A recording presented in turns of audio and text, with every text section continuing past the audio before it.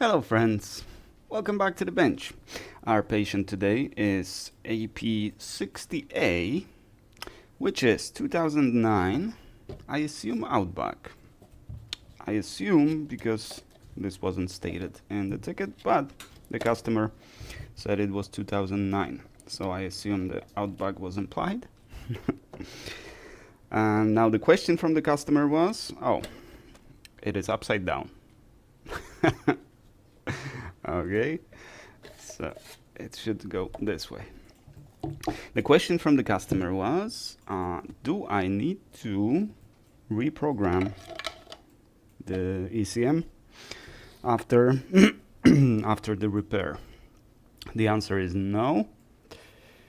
The repair is either replacement or resoldering of IC608, which is an output stage, and it is responsible for driving injectors on this board at least.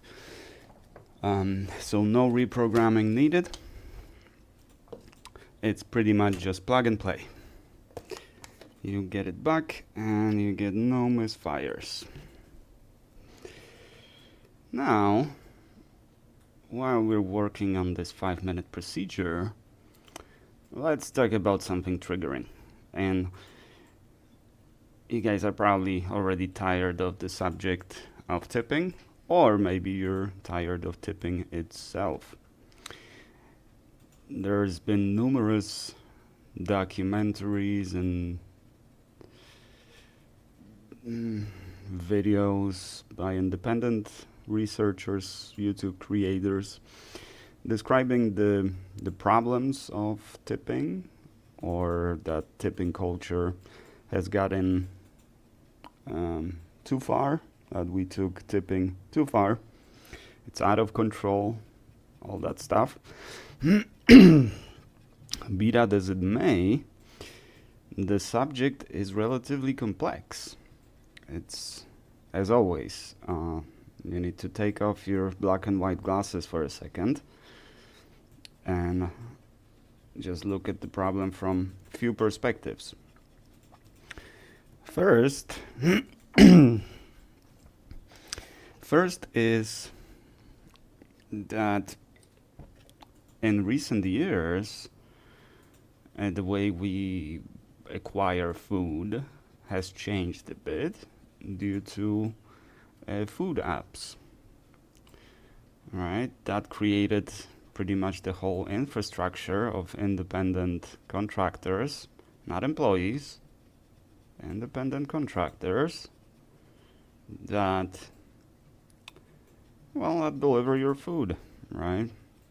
And they deliver your food in exchange for a tip, because the companies that produce those apps don't feel like paying you or investing themselves. They want you to take all the responsibility, all the liability, all the cost of maintaining your car, everything like that. And they just take profit. And this is unfortunately very common practice in any business that is focused on dominating the market and standardizing the market. First you deliver the product, you lose a lot of money, you're not profitable, but you have great growth, which is something that investors like. So investors will invest in the company. That's how you get your money. Back in the day, when you wanted to start a business, you have to invest some. So first few months, maybe even first year, you're either not profitable or barely profitable, or maybe you at least cover your costs. You're not making money, but you cover your cost and you're growing. Then after a year, perhaps a year, you finally start turning the profit and you keep growing. Right? First your profit is very small and the growth is slow. Then you reinvest the money into your business, and you grow slowly.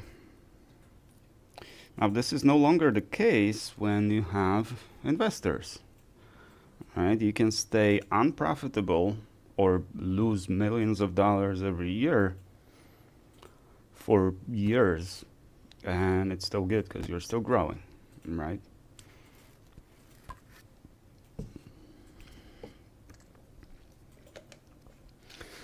Which means there are different driving factors nowadays as opposed to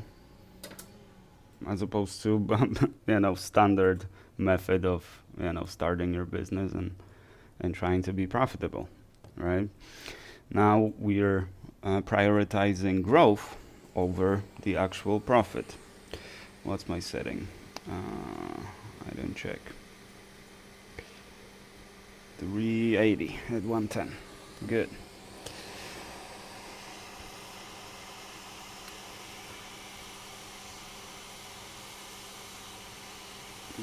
This is especially a hard subject because there's many opinions depending on where you stand, depending on what you do.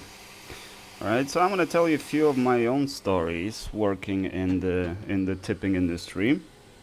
Just to recap, when I was young and handsome, I worked for two companies, one and then the other.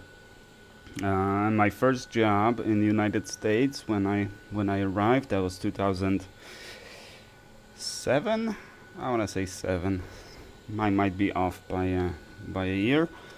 My first job was a food runner. No, sorry, not food runner. The busser. So my responsibility was to clean. So basically, to prep the tables, and when customers leave, I have to clean the tables and prep them for the next person. Right, very simple job, and of course, from time to time there's something that you have to do. Well, you bring as a busser, I would bring the water to the table, and that's it. Water and bread, because that was kind of a fancy restaurant, historical hotel in Jackson Hole. So that was relatively almost no interaction with the customer. I didn't have to take orders, and from time to time, because I would just do my rounds around the dining room. So from time to time, the customer would just request something, and so I would say, okay, let me fetch your waiter. And sometimes, one guy, I remember that till this day, the guy requested that I put his red wine, the glass of his red wine, put it in the fridge for a few minutes, because he likes it cold. I took it, I put it in the fridge, I brought it back to him, then he requested ice to put in the wine, which I did, Customer's always right. I mean, if you like your wine with ice, that's fine. I'm actually a person that has very cheap taste. I actually like the cheap wines. I like cheap food. So I have very economical taste, which works for me. My wife has a very refined palate. I have a palate of a peasant. Anyways, that was my job, and I made, according to the guidelines, I would make 20% of the waiters' tips. But I was actually in a pretty good position because I would get, I don't remember, like $5, maybe $8 an hour. I think it was $8 an hour. Remember, that's $8 of 2009 money. That's not $8 of today's money. So even from that $8, especially since that was my only job, I spent a lot of time at the job, especially after like some kind of banquet or some kind of event, and I would have to clean all by myself, and I liked that. I actually enjoyed that job a lot. I was also a lot younger, obviously. So I had the second, there was two of us usually, so I would send the second busser, I would just send him off. Like, yeah, I'll clean all this up, no worries. Because he had the second job, so we had to run from one job to another job. So I would always, send him off, no problem. I'll take care of everything. So I would make quite a few hours. Then for that extra effort and stuff, I usually got a better cut of the tips from the servers. Servers, on the other hand, so I understand not, the majority of my audience is from United States, so you're absolutely familiar with everything I'm saying right now, but there's a good chunk of my audience from different countries. So just to recap how it usually works is the waiter gets about $2.50 an hour because the majority of their money comes from tips, but they also have a cap. They can't make more than said amount, whatever that amount would be. I actually never knew, but I've seen their frustrations when at the end of the month they had to return money to the business because they made too much money in tips. I didn't have that cap because I was a busser, so I had much better hourly rate, and I didn't have a cap on my tips. In addition, all my tips would be in cash because the waiter needs to give me his tips. They obviously write that in the computer, and they don't, it is documented somewhere. This is how much they gave me. So it's not like it was always money under the table or no one knew how much money I made, or the employer didn't know how much money I made in each day. They did. But the point is that I got all the money in cash. I remember my first day when I made $17, and that seemed like so much money to me. Can you imagine? Yeah, it's all a matter of perspective, but that seemed like a lot of money for me. And then on good nights I would make $60, on bad nights 30.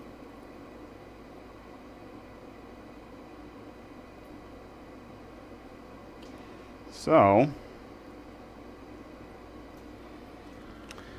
since all my money was in cash, I didn't pay much taxes. Actually, almost none. Almost none. Well, meaning I would always get a refund, which was also pretty hefty for me back then. I don't remember what they were, but few $100s, maybe $800, $600, something like that. So also not huge money, but it was huge money to me back then.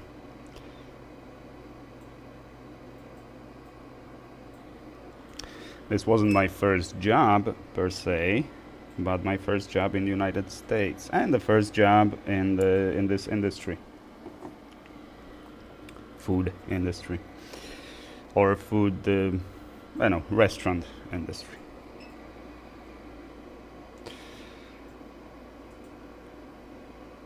And that was first, what was it, about 6 months of my stay in the United States. Then my visa expired, I had to find another job. I did, and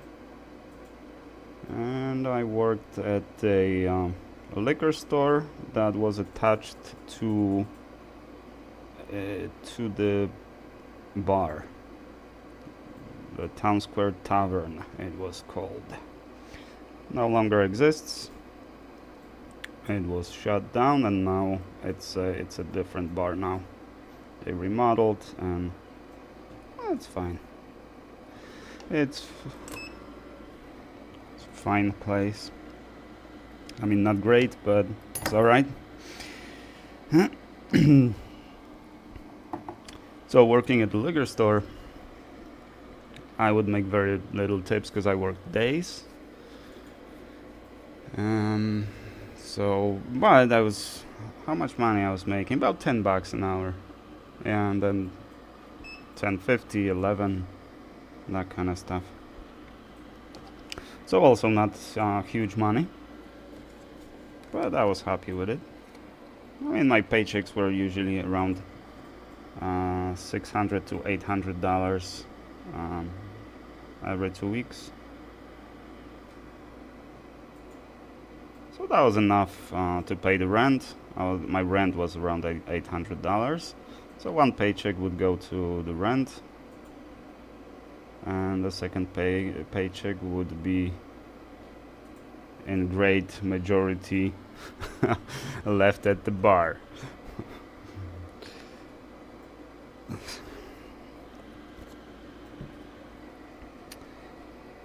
Anyways, so now that's years later, I got laid off from my software engineering job.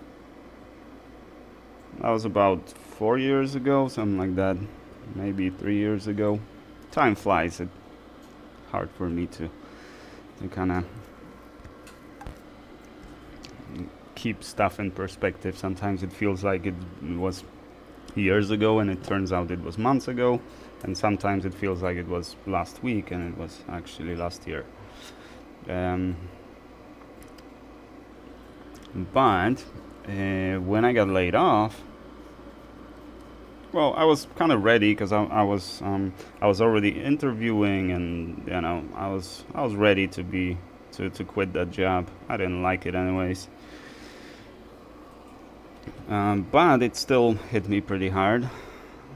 So my first reaction was to update my resume and start applying. So I got laid off on Friday, and on Sunday I already started sending out my resumes. On Monday I had first interviews. Alright.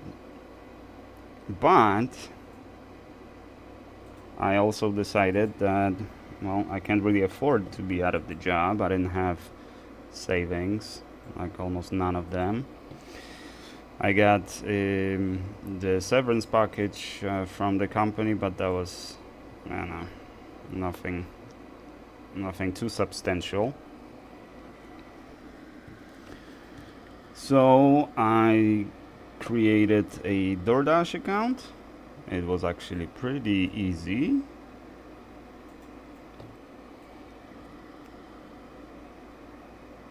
And I started driving for DoorDash, which means I started looking into the industry, meaning there was, I don't know about now, but back then there were many channels dedicated to these apps, meaning some limited to DoorDash, some doing, what was it called?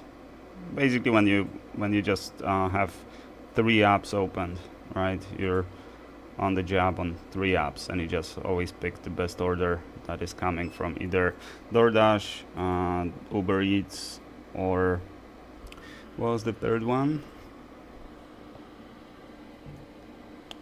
There was a third one. Grubhub.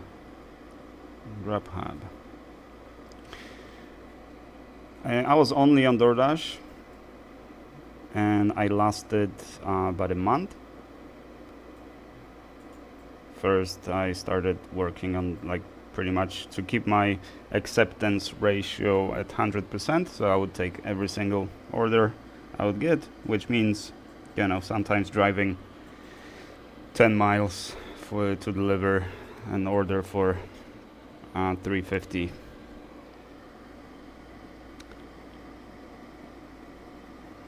I'm not sure how much money I actually made, because I wasn't really counting how much do I put in the car as in a form of gas.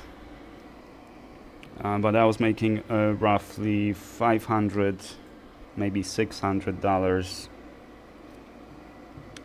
a week. Well, it started with initially I was making the like 200-300 and like 580. I think 580 was my record. My record week.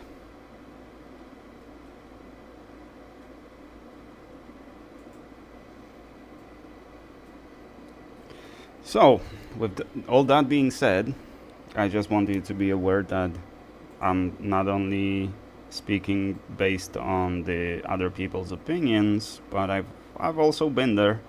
I worked in that industry and I know a bit. Also, I have few close friends that have been working in that industry for many years, decades in fact. So I also have I've heard a lot of opinions from them. So I keep in mind their perspective. However, there are things that in either case, I really feel for you. If you work in this industry, I feel for you. It's not easy. You're working with people, and people are people. Sometimes, if you work in that industry, you know exactly what I'm talking about. That one customer can ruin your whole day. One rude customer. Sometimes, if you're more emotional, it can ruin your whole week, or like completely drain you from this will to work. You just feel like you want to give up, but you don't really have any other options, right?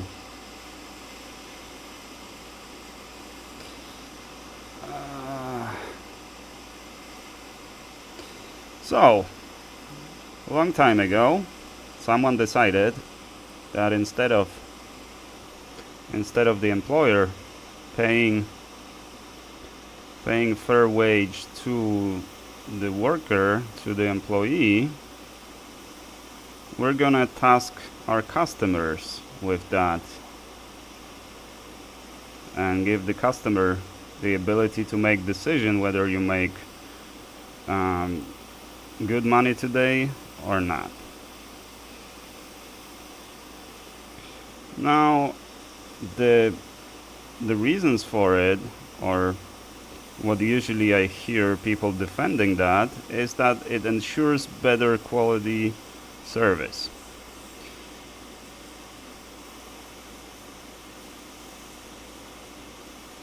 But if that be the case, that means that your quality of service should be relative or proportional, or the tips you make should be proportional to the quality of service you provide.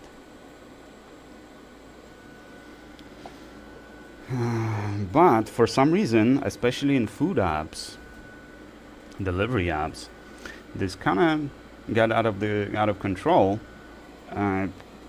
because now it appears to be an expectation, and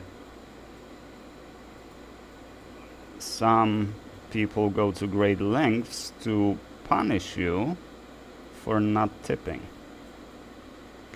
right? And that is where the system starts to break.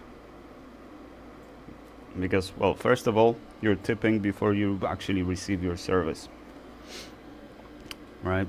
Yeah, that tip doesn't go to the driver right away, so the driver still needs to deliver the food to close the order and get their money. So it's not like they cannot deliver and still get the tip.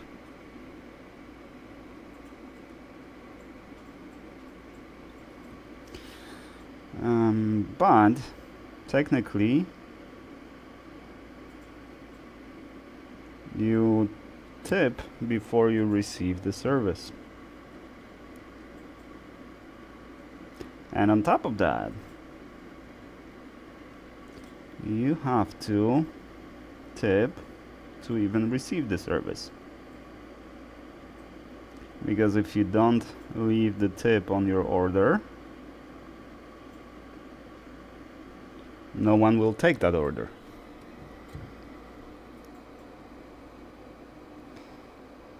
So you, as a customer, are put in a relatively difficult position. Suddenly, you have responsibilities that you didn't ask for, and liability that you didn't ask for, and you're the paying customer. How logical is that? Not so much. Okay, I'm gonna correct it a little bit here just to satisfy my OCD.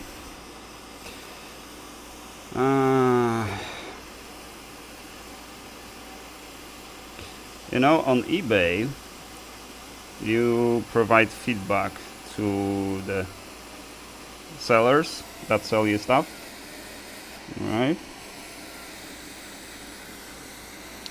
And there's a star system. You can give from 1 star to 5 stars, right? But did you know that there's actually a explanation of those stars, the descriptions? Did you know that?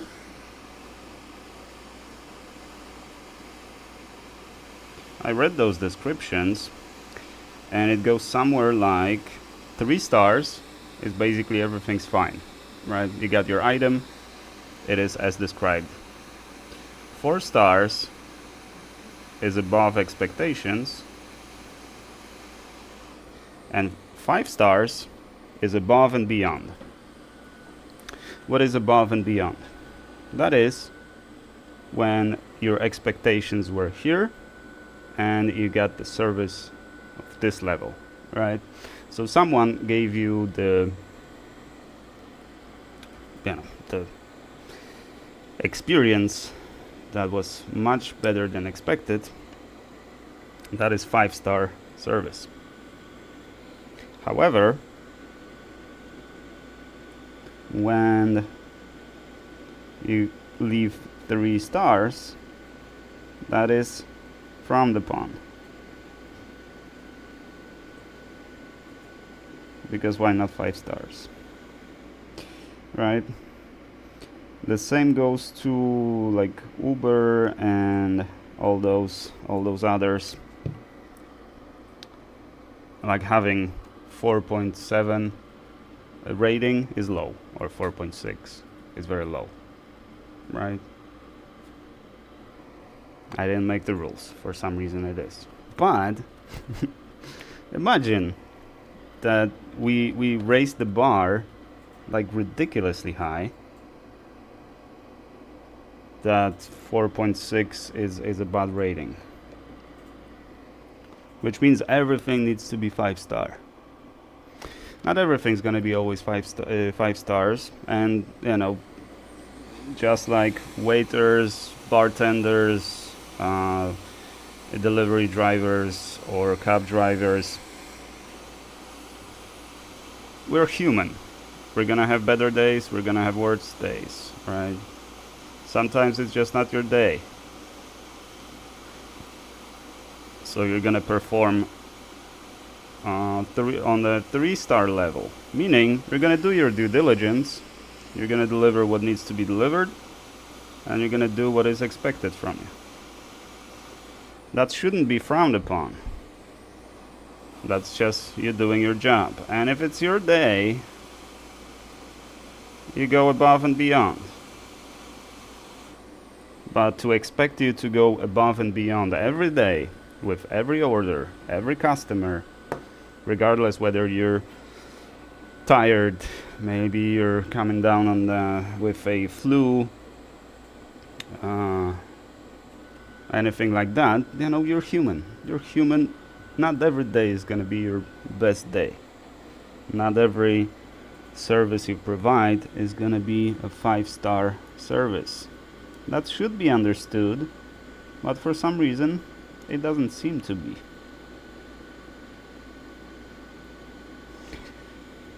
On the other hand,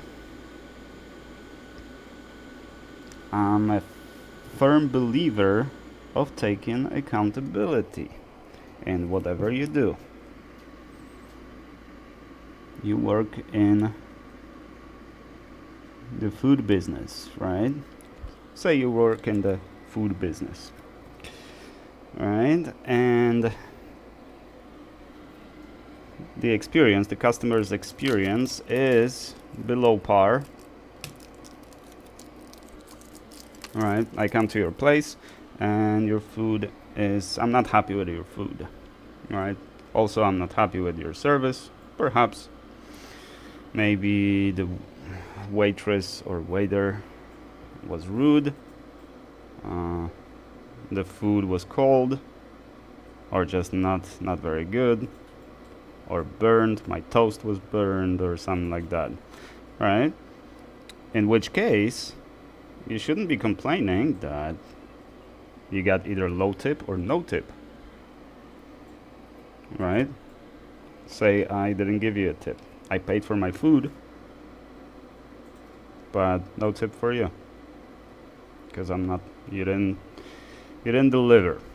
So the argument from the employee that didn't get the tip is, if you don't want a tip, don't go to the restaurants, right? Right? If that was too much money for you and you're not gonna tip, just don't go to the restaurants. Which on one hand sounds fair, right? Well, it would be if it wasn't for the fact that it is the restaurant that is inviting me and saying, hey, we have great food and great service. I come to your restaurant and I get mediocre food or just subpar food and questionable service, right? Is that fair to not tip based on that? What do you think?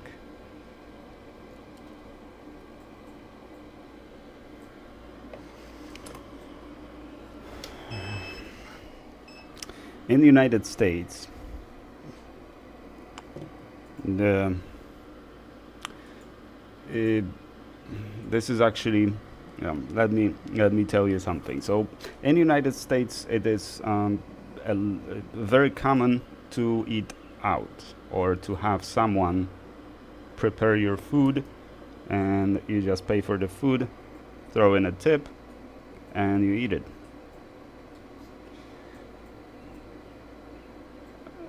The best illustration of that was the times of pandemic, when the food places were closed and people were starving. Because imagine, this might be hard for you to imagine if you're not from United States, but imagine that some people have never cooked a meal in their life. They don't even know how to do the grocery shopping. They don't know how to cook. The only food they prepare themselves is the frozen food from the frozen aisle, and either microwave it or put it in the oven. And that's the idea of cooking, right? It might sound, it definitely did sound weird to me, because I had no idea this was such a widespread problem.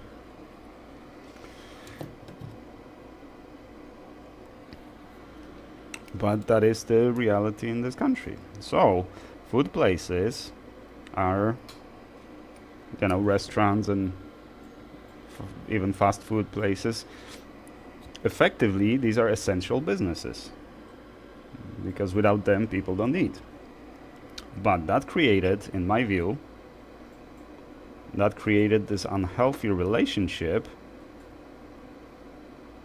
that I come to the restaurant for food because I'm hungry and I want food, and you just get that food from the cook, from the kitchen, and you deliver it to my table, and that is worthy of tip because I got my food. Well, hopefully this is not an unpopular opinion, but when I go to the restaurant, I don't go there for food, because I am perfectly capable of cooking my own food, and oftentimes I even prefer my food. So when I go to the restaurant, first of all, I'm going for experience. Second of all, I want to eat something that I cannot prepare myself, or I cannot prepare it as well. Right? So I go to the professionals, and they prepare the food that I am not capable of preparing. That is my expectation at the restaurant. So obviously, if your opinion is that you deserve a tip because you brought the food from the kitchen to my table, well, we're gonna have a disagreement. And again, I know your argument. Don't go to restaurants if you have such expectation, right? Which is actually, it's actually fair. Because, yeah, if this is your expectation, this is not what you're gonna get. So don't go to the restaurants. But then, you don't make money if everybody stops going to the restaurants.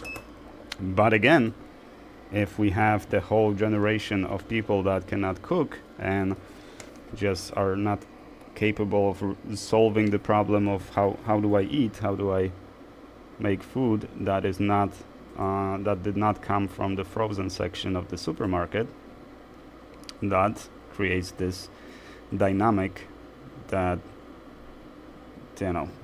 you bringing the food from the kitchen, you feel like you're doing me a great favor, and I should be very appreciative of that. That is not healthy.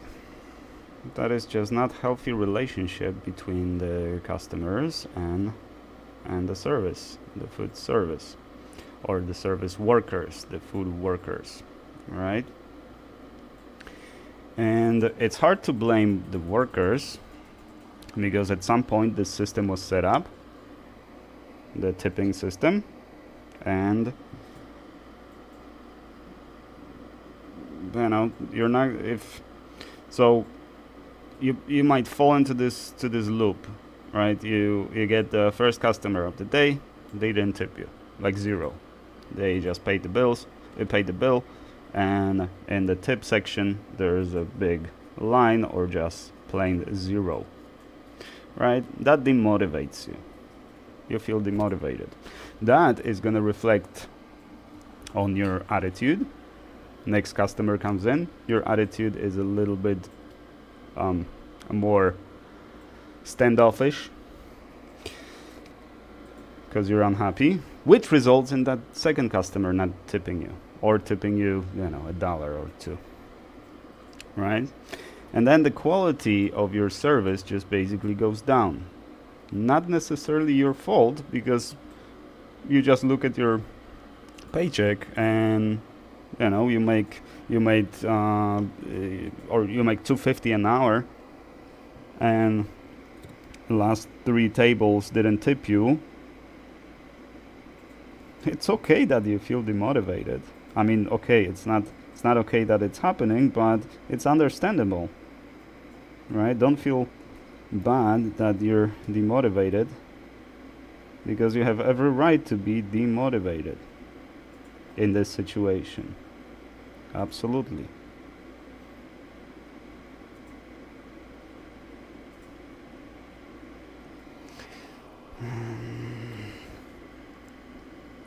And it's not like you don't want to work. It's not like you're lazy. It's just, I don't know, not your day to day. But then look at it from the other side, the other perspective, right? The Christmas time maybe, or the time of national holidays and stuff. People suddenly feel more generous, and instead of making 250 an hour, when you count your tips, that majority of them you're not going to pay taxes out of because it was cash, right? You're not going to report cash to IRS, let's be honest. But if you make what, like 40, maybe 50k a year working as a, this server or something like that, you're not going to report that extra 20k you made that year in cash. Why would you? I mean, I'm not saying you shouldn't. Obviously, these are the rules. If everybody pays from with a credit card, and then it is reported. But if everybody pays cash, if you don't report it, well, you're cheating on your taxes. Yeah, that's what it is. But no one's, I don't think IRS is gonna come after you.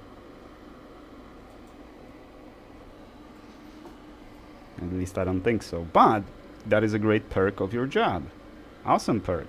You pay very little taxes.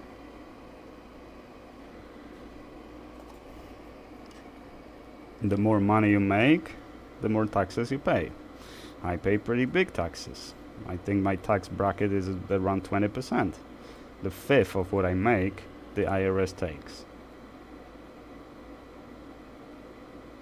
But if you're a waiter or bartender, food runner, or whatever tip-based business, then you're very likely paying as a percentage of your income, you're paying maybe 2, 3, maybe 5% taxes, right? So I say that's a pretty good perk.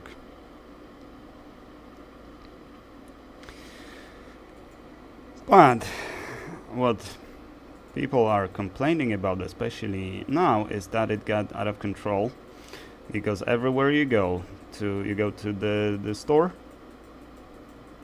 or say liquor store, right? You go to the liquor store, you complete the transaction, and you put in your card, and you're presented with the screen which has tips, and you have a big button, no tip, or perhaps that no tip button is kind of hidden somewhere, and you have pre-selected options if you want to pay 10, 12, 18% tip. You can just click the button, and of course all that is configurable. But then you ask yourself, like,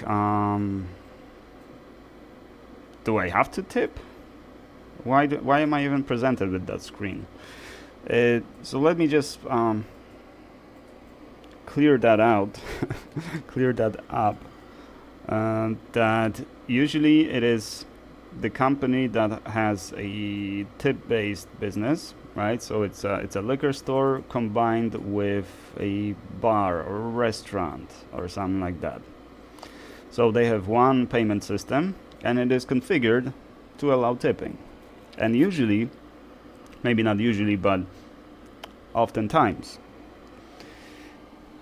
it is configured for every terminal in the business the same way. So the tablet on which you're paying at the liquor store to the clerk, it uses the same configuration as all the other ones. So naturally you are presented with the tip option. That's the whole That's the whole reason for that. It's not like someone expects you to buy your stuff at the counter and also give them a tip. It's just, you know, we are a restaurant, so all our terminals give you an option of the tip. Now, if it's just a store, right, and nothing more, and it has the option of tipping enabled, well, yeah, that's questionable. That is questionable indeed. But if you're in any establishment that has the regular retail sales and service, then most likely on that terminal and the retail, you're going to be presented with the tip. And I say, I don't tip on the retail, because the person selling stuff, they must have a regular, hourly rate which is, well, at least reasonable, or at least fair. I'm not saying they're making tons of money, but it's at least fair.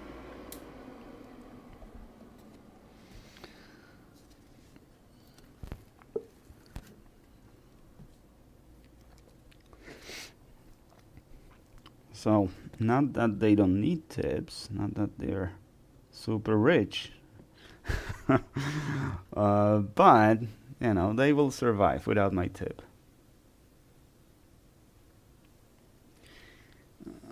Take a look at this. It's not too bad. Not too bad at all.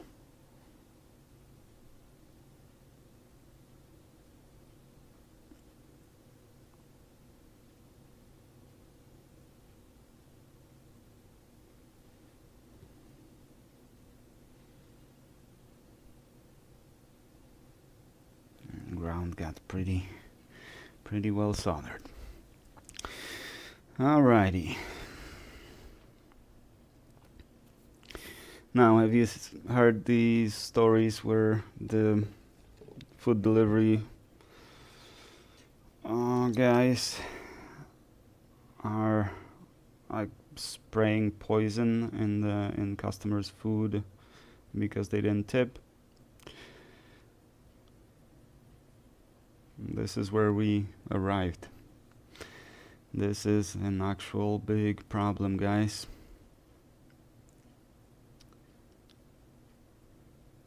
That's what got out of control. But there's a saying from, what's her name? It was a book about concentration camps by a Polish author. I can't remember the name, but the book was called The Medallions. And there was a statement over there made by the author that you cannot blame people for inhumane behavior in inhumane environment. So, do I put blame on those frustrated workers that are not even employees? They're independent contractors, and they're just trying to make ends meet? No. They have been forced to play the game, and that game is rigged against them from the very beginning, and it just took the better part of them, the better side, or and they made poor choices. So obviously they need to be held accountable, because this is, this is pretty big liability for everyone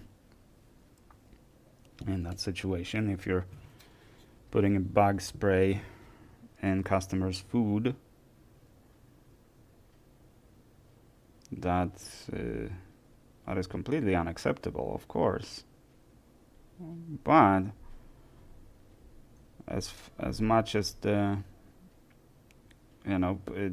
person doing that should suffer consequences, we should also address that it's not like one day the guy woke up and figured, how can I poison people?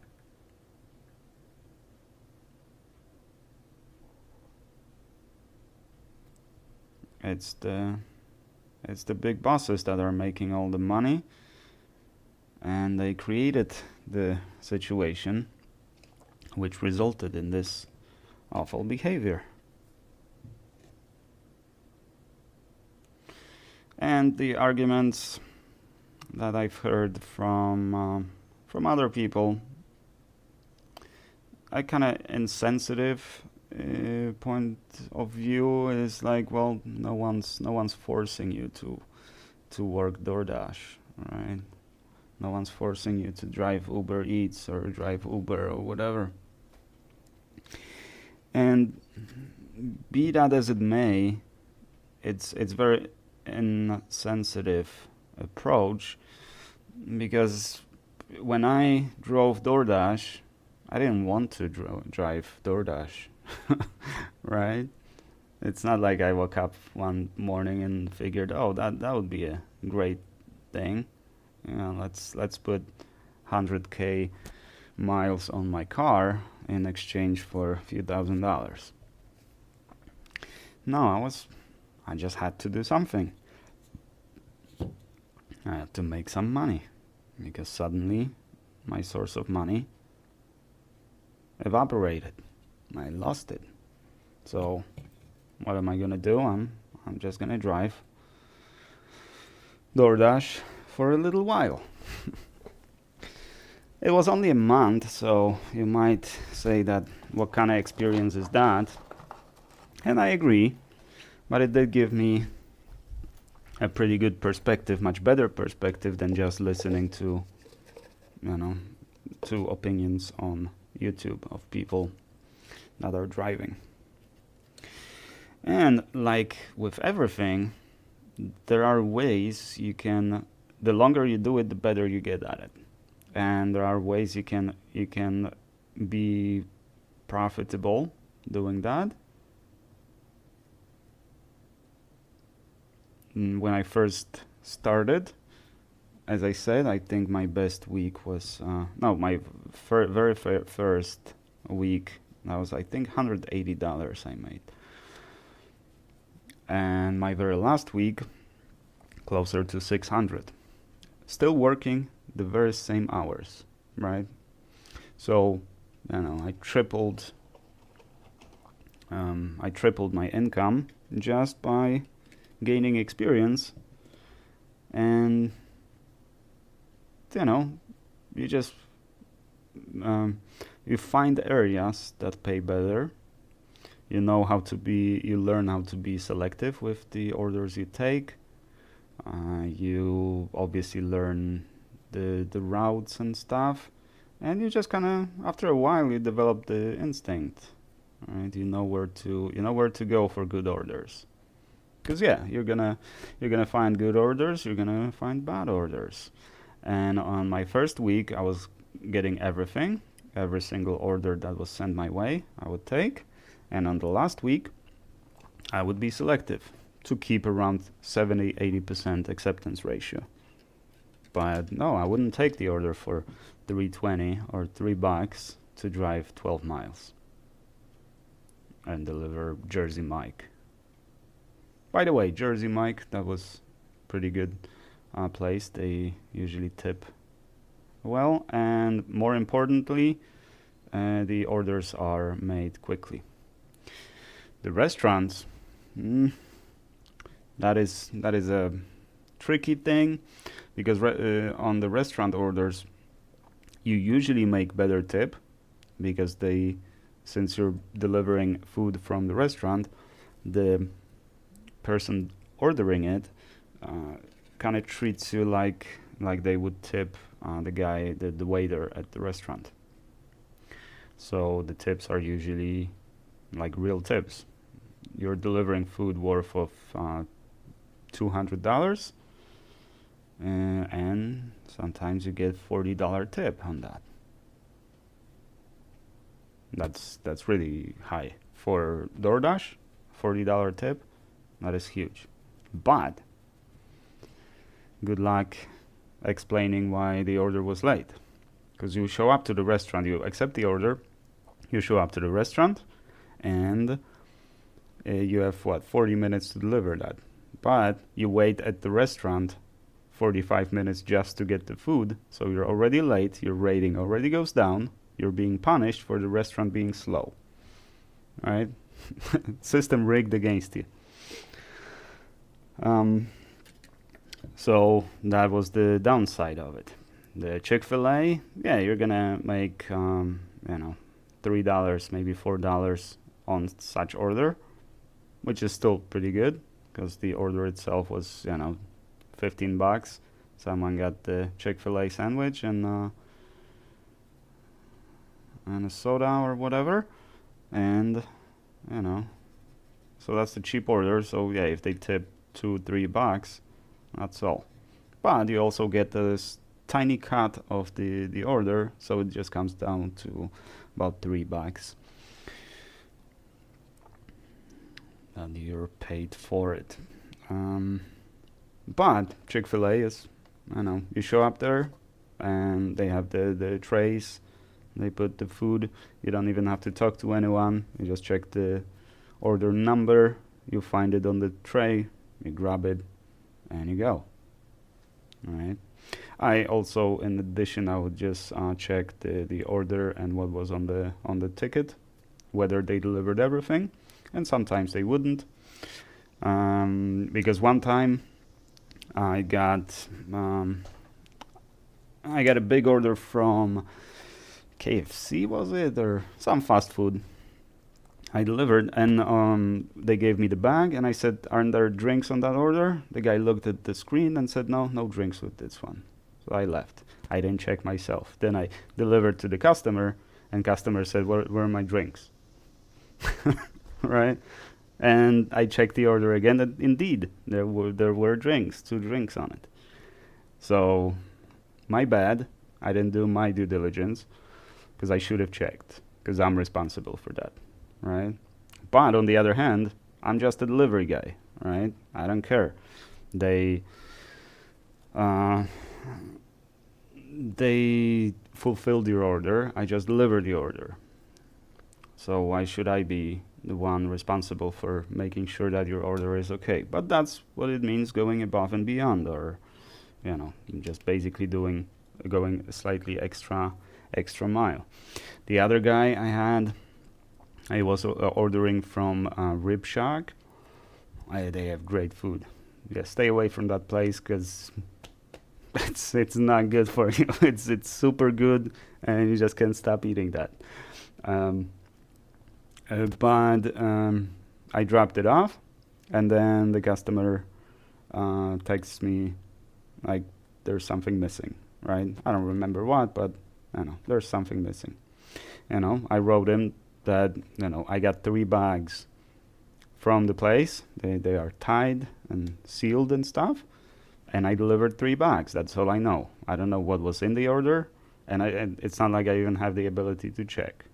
Right? I can check the receipt that it's there, but if they didn't physically put it inside, there's no way I can check. I'm not gonna open the bag and go through your food to make sure you received everything. Right? I can't. It's not, even if I wanted to do that, I cannot open your bag. So I told the guy again, above and beyond, I told the guy, well, call the restaurant. I'm on my way there. If they just get that order, I'll just deliver it to you. And that was quite a few miles from the place. But in the nice neighborhoods, I figured, screw it, I'm gonna take another ride. And that was my last order of the day, because you pick like the hours, and you declare that you're going to be delivering for 2 hours. And usually, like 5 minutes before your shift is up, you're going to be hit by multiple orders, or at least get like that last order was always the worst one. I don't know if they do it on purpose or it was just coincidence. Again, we're talking about 1 month of experience, so I can't really, have reliable information. But every time my last order was the worst one. But they called the restaurant, I guess, but the restaurant said that no, it was there. It's definitely there. We always check with, especially orders above $100. We always double check and triple check and all that. And yeah, it was not the best. It was not the best situation, because again, I didn't do nothing. It's not my fault. I delivered your food, and if something is missing, I shouldn't be punished for that, but I will be, or I was, because yeah, you think I'm gonna get a nice tip if the restaurant screws up the order? Because no one thinks of that. There are things that I'm responsible for as a driver, and things that I have no control over. No one thinks that, because I'm part of the whole establishment, and you're the customer. You want your food, and you want it delivered, and you're willing to pay for that. Your food was delivered late because the restaurant screwed up or whatever. Your food is cold or maybe not as tasty, or something is missing in the order. I'm not gonna get a tip. And that is something we have to accept. That is the game we play. Is it fair? No, most certainly it is not fair. But my advice is just focus on the positives. There are much worse jobs than food delivery.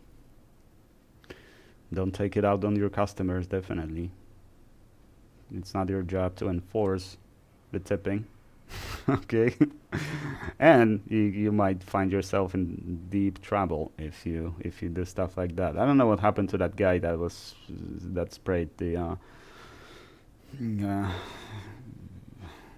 poison basically in someone's food for not tipping. But I do know that there was one guy that was delivering to the cop, to the police guy. He was off duty, just delivered to home, and he opened the bag and left a note inside. It doesn't matter what the note was, but the fact that he opened the bag, that was, yeah, I think he at least had to pay a lot of fines for that, and perhaps even spend a few days in jail.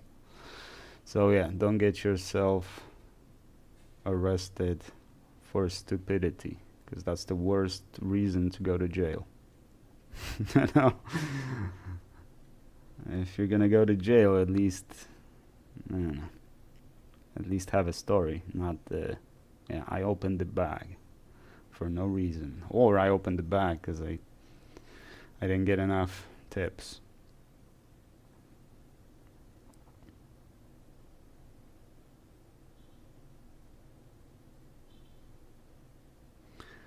Well, personally, I hope. Personally, I love working where tips are involved,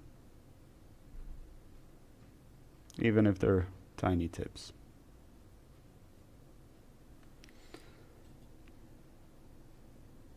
It's like immediately money in your pocket.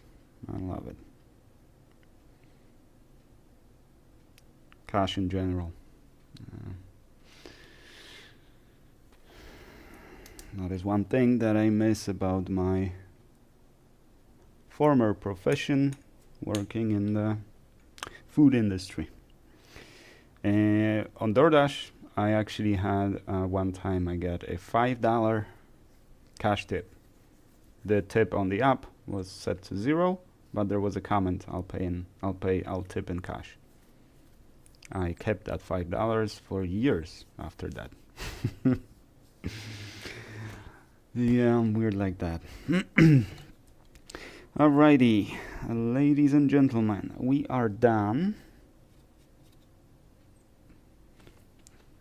We are done. This is what it looks like.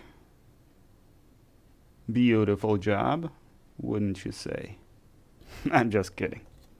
I'm just kidding. It's decent job.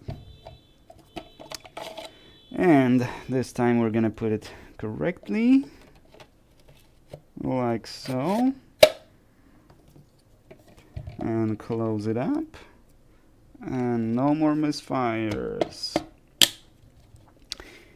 And what's today? Saturday, 9:41. So this will be shipped to the customer today.